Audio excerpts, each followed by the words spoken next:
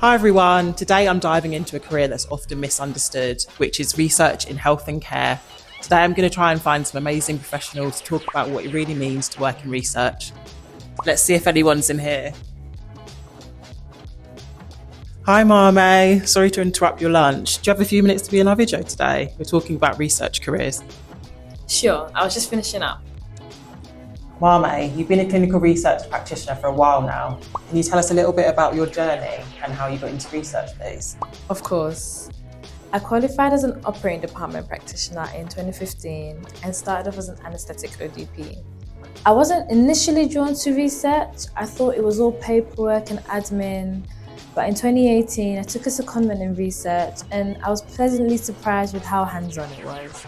I've never looked back, and then I was offered a permanent contract as a clinical research practitioner. So I get to use both my skills as an ODP in a research setting. So, what are your main responsibilities as an ODP working in research? My role is still very patient focused. I meet patients before, during, and after surgery and follow them up throughout their recovery, sometimes for up to a year. I do everything from recruiting patients into studies, getting their consent, taking the observations, and collecting data. That's amazing. Can you give us an example of the kind of research studies that you've been involved in? Sure.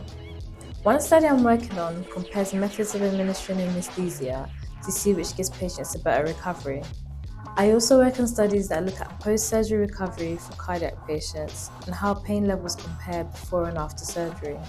All these studies focus on improving patient outcomes. It's really rewarding. That sounds like you still have a lot of patient interaction. Is that something that surprised you about research? Definitely. In my previous role, I'd only see patients during surgery and then I wouldn't see them again.